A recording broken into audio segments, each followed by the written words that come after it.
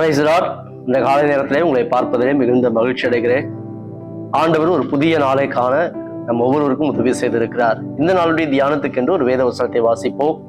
மத்தேயு எழுதின சுவிசேஷம் 5வது அதிகாரம் 9வது வசனம்.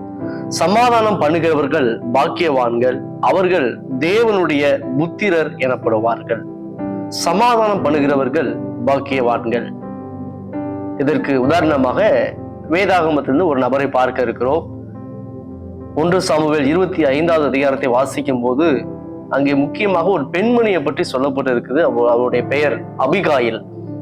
இந்த அபிகாயில் என்பவள் நாபாலுடைய மனைவியா இருந்தால், நாபால் துர்க்குணம் நிறைந்தவனாக, முரட்டுத்தனம் நிறைந்தவனாக இருந்தான், சண்டையை ஏற்படுத்துகிறவனாக இருந்தான்.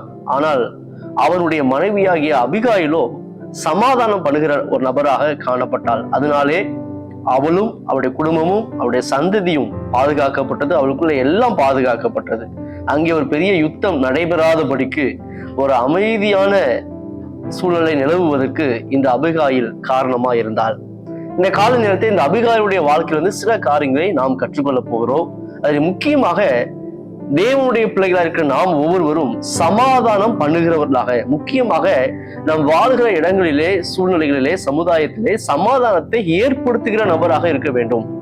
இந்த வசனத்துடைய இன்னொரு மொழிபெயர்ப்புல இவ்வாறாக சொல்லப்பட்டிருக்குது: பிற மனிதனுடைய வாழ்க்கையில் சமாதானத்தை ஏற்படுத்த முயற்சி செய்கிறவருடைய வாழ்க்கை மிகவும் மகிழ்ச்சி நிறைந்ததாக இருக்கும்.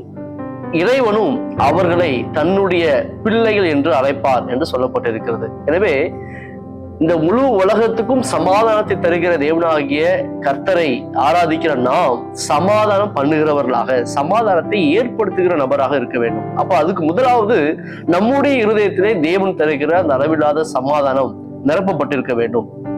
அந்த சமாதானத்தை பெற்றுக்கொள்வதற்கு நாம் செய்ய வேண்டிய காரியம் முதலாவது, நாம் தாழ்மை உள்ளவர்களாக இருக்க வேண்டும். தாழ்மையுள்ளவர்களுக்கே தேவன் கிருபைகளை அளிக்கிறார். அப்ப தாழ்மையோடு இருக்கும் போதுதான் நமக்கு இன்னும் நம்முடைய வாழ்க்கையிலே சமாதானம் நிறைவாய் கிடைக்கும். இந்த அபிகாயுடைய வாழ்க்கையிலிருந்து பார்க்கும்போது அபிகாயும் தாழ்மை உள்ளவளா இருந்தால், அவளும் மிகவும் வசதியான பெண்மணி, வசதியான ஒரு மனுஷனுடைய மனைவி. அவள் நினைத்திருந்தால் எதுவும் செய்திருக்கலாம். தன்னுடைய கணவனோடு இணைந்து அந்த பெரிய யுத்தத்துக்கு கூட ஆயத்தமா இருக்கலாம். ஆனால் அவள் தாழ்மை உள்ளவளா இருந்து அந்த இடத்தில் தன்னை பெருமை பாராட்டாதபடி, தன்னுடைய ஆஸ்திகளையும் வசதிகளையும் மேன்மைகளையும் அது பெருமைப்படுத்தாதபடி தாழ்மையோடு அந்த இடத்திலே என்ன காரியத்தை செய்ய வேண்டுமோ அதை செய்த பொழுது அங்கே மிகப்பெரிய யுத்தம் ஏற்படாதபடிக்கு அங்கே ஒரு சமாதானம் வந்தது. அதே போல இந்த காலை வேளையிலே இந்த வார்த்தை கேட்டுக்கொண்டிருக்கிற தேவ பிள்ளைகளே, நாம் சமாதானம் பண்ணுகிறவர்களாக, சமாதானத்தை ஏற்படுத்துகிற நபர்களாக இருக்க வேண்டும். அது மாத்திரமல்ல, அந்த சமாதானத்தை ஏற்படுத்துவதற்கு நமக்குள்ளாக தாழ்மை என்ற குணம், அபிகாயிலை போல எவ்வளவு வசதிகள் வாய்ப்புகள் நமக்கு பெருகி நின்றாலும், எவ்வளவு திறமைகள் இருந்தாலும், இருக்கிற இடத்திலே சமாதானத்தை ஏற்படுத்துவதற்கு நாம் தாழ்மை உள்ளவர்களாக இருக்க வேண்டும். அது மாத்திரமல்ல, இந்த சமாதானத்தை ஏற்படுத்துவதற்கு நாம் செய்ய வேண்டிய முக்கியமான காரியம், நம்மிடம் எது இருக்கிறதோ, என்னென்ன வளங்கள், என்னென்ன ரிசோர்சஸ் இருக்கிறதோ அதை சமாதானத்துக்கு ஏதுவாய் பயன்படுத்திட வேண்டும். தேவன் நமக்கு நிறைய ரிசோர்சஸ், நிறைய வளங்களை கொடுத்திருக்கிறார். இந்த அபிகாயுடைய வாழ்க்கையிலே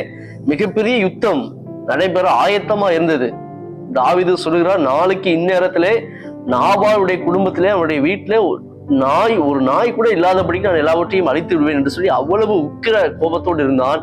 ஆனால் இந்த அபிகாயிலோ தன்னிடத்தில் உள்ள இருக்கிற வளங்களான உணவுப் பொருட்களை எடுத்து தாவீதுக்கு காணிக்கையாக அனுப்பி அங்கே அந்த பொருட்களின் மூலமாக ஒரு சமாதானம், ஒரு அமைதி நிலவுகிறது. எனவே இந்த காலை வேளையிலே இதை கேட்டுக்கொண்டிருக்கிற நாம் ஒவ்வொருவரும் நம்மிடத்தில் என்னென்ன வளங்கள் இருக்கிறதோ, என்னென்ன ரிசோர்சஸ் இருக்கிறதோ அதை நம்முடைய சுயநலத்துக்காக மாத்திரமல்ல, நாம் இருக்கிற இடத்தை சுற்றி சமாதானம் ஏற்படுத்துவதற்கு அதை பயன்படுத்துகிறவர்களாக நாம் இருக்க வேண்டும். 3 காரியத்தை கற்றுக்கொண்டிருக்கிறோம். அபிகாயுடைய வாழ்க்கையிலிருந்து நாம் சமாதானம் பண்ணுகிறவர்களாக இருக்க வேண்டும். எந்த சூழ்நிலையிலும் எவ்வளவு வசதிகள், வாய்ப்புகள், திறமைகள் இருந்தாலும் தாழ்மை உள்ளவர்களாக இருக்க வேண்டும். 3வது, நம்மிடத்தில் இருக்கிற வளங்களை உதாரணத்துவமாய் கொடுத்து அதன் மூலமாய் சமாதானத்தை ஏற்படுத்துகிற நபர்களாக இருக்க வேண்டும். இப்படி நாம் செய்யும் போது நிச்சயமாக நம்முடைய வாழ்க்கையும் சமாதானம் நிறைந்ததாக இருக்கும். அது மாத்திரமல்ல, நம்முடைய குடும்பமும் நம்மை சுற்றி இருக்கிற சூழ்நிலையும் மிகுந்த சமாதானம் நிறைந்ததாக இருக்கும். அப்பொழுது இதுவே நமக்கு மகிழ்ச்சியும் மன ஆறுதலையும் தரும். தேவனும் நம்மை குறித்து சாட்சி கொடுப்பார். இவள் அல்லது இவன் என்னுடைய புத்திரனா இருக்கிறான், புத்திரையா இருக்கிறான் என்று சொல்லி தேவன் நம்மை குறித்து சாட்சி கொடுப்பார். எனவே சமாதானம் பண்ணுகிறவர்கள் பாக்கியவான்கள், அவர்கள் தேவனுடைய புத்திரர் எனப்படுவார்கள். இந்த வசனத்துக்கு கீழ்ப்படிவோம். தேவனுடைய பிள்ளைகளாய் வாழ்வோம். தேவ சமாதானத்தை எங்கும் பறைசாற்றுவோம். கர்த்தர் தாமே உங்களை ஆசீர்வதிப்பாராக. God bless you.